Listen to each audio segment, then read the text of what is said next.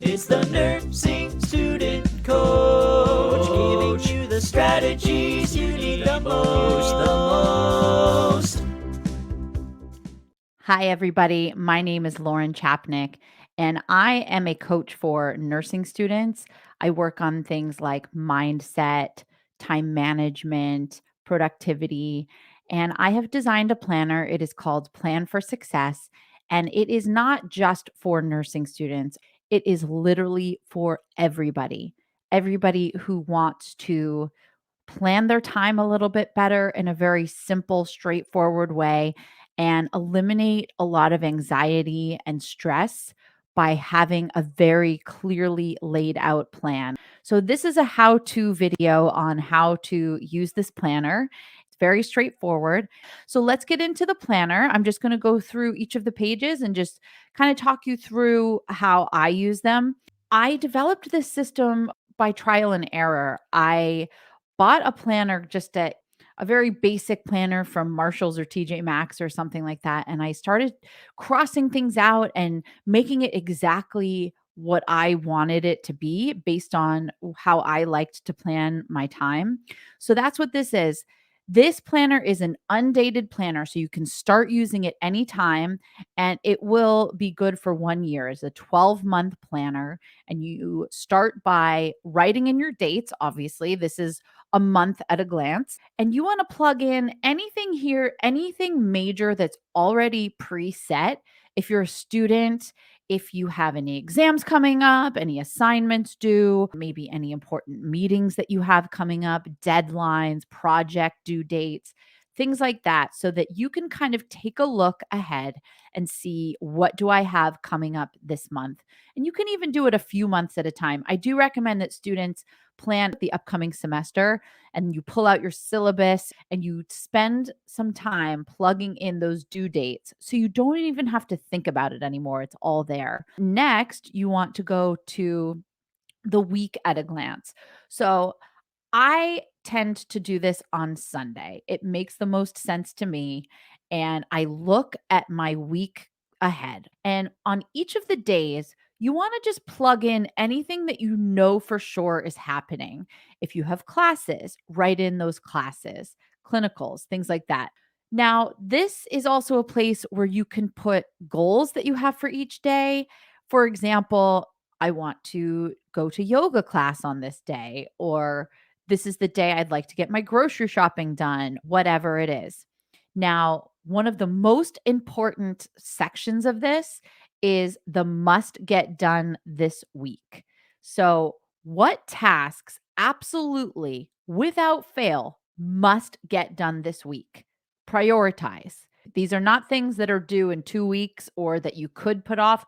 These are things that absolutely have to happen. So, exams, a paper is due, you have a deadline, and then other tasks right next to it, to the left of it, that's your overflow. That's okay, all the musts are done. What else can we do when we have time? This can be studying, this can be other things that maybe are due in a week's time that can get done when and if there is excess time.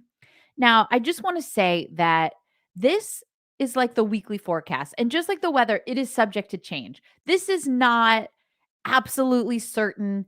This is here as a tool to help you to look at your week and say, what's going on? What realistically can I actually get done this week?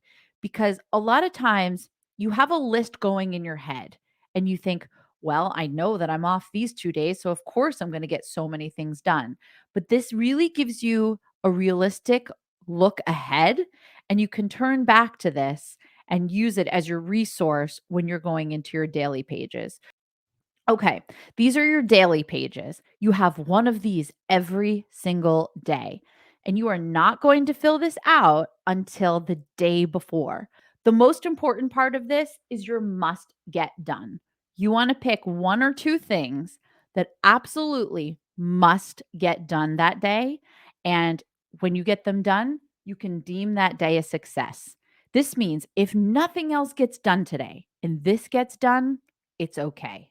Because here's the thing, when you are listing out your time blocks, when you're listing out your schedule kind of hour by hour over here, It is subject to change, things can happen, and as long as you have gotten your must get done task done, you are good to go. Life happens. You have to be easy on yourself. If you can stick to your exact schedule, great. But it's not there so that you can feel like rigid and stressed out and tense. It's there to give you a map, to give you a guide, and kind of let you know this is how many hours we're working with today. What are you going to prioritize? So when you get your must done for the day, and you should look at your weekly forecast and see what was the most important, you want to schedule it. And I recommend scheduling it as early in the day as possible so that it's done. You can check that off. And then other tasks, of course, or are what you can get done after. I also like to plan what I'm eating. That's what this section is right here. What am I eating today? Especially if you're out of your home for the day, you can plan a little bit and pack things to keep yourself sustained. And so you're not at the mercy of a vending machine when you get hungry and maybe making a poor decision, that kind of thing. I'm grateful for. I love to do that first thing in the morning, just bang out a few things that I'm grateful for, put myself in a great mindset for the day. And you can also kind of turn to it in the middle of the day, in the middle of the afternoon, just to give yourself an extra boost. Okay, so you've got your must get done, and now you're ready to time block. So, what you do in this time block section is you literally list out your day hour by hour, or you can do, chunks of time, chunks of hours, like 6 to 9 a.m., blah, blah, blah. You want to start with your wake time. That means the day before, you know exactly what time you are waking up. Does this ever happen to you where you have a day off and you're just thinking, I'm going to be so productive tomorrow, I'm off, and then it's 5 p.m. and you've basically done nothing? It's because you didn't have a plan. So when you put a plan into action, you put a plan into place, you are so much further ahead. So let me just show you a quick example. And again, this is from an older design. I've updated it a little bit. So they have a 6 a.m. alarm, 7:30 morning routine, and then they've listed kind of a map of what they're planning to do that day. But here's the thing. Let's pretend something came up and they don't end up doing yoga. Let's say they had yoga listed at 8:45. If you don't end up doing that one thing, that is okay. You can kind of check things off during the day. And if you didn't do that yoga, hey, maybe take a highlighter, highlight it, circle it, have your own system. I like to draw a little box around it so I know I'm going to block that for tomorrow. This system really worked for me. It gives me a really solid plan, a really solid idea for what my month looks like, what my week looks like, and what my day looks like. You've got plenty of room to write, so you can just map out everything that you're doing. And you can play around with it a little bit too and see kind of what works best for you. Like I said, I recommend starting with your wake time, and I even put the time I'm going to bed. Now, are you going to stick to that every day? No, but that's okay. Be gracious with yourself and know that this is here to help you. It's not here to make you more stressed out. It's here to help you. So if you don't time block exactly how you actually do it, that's okay. You just want to actually look at your day, because sometimes we over plan. We think we can accomplish more than we actually can. And so we absolutely want to keep things practical, realistic, so that we can be the most productive that we can be.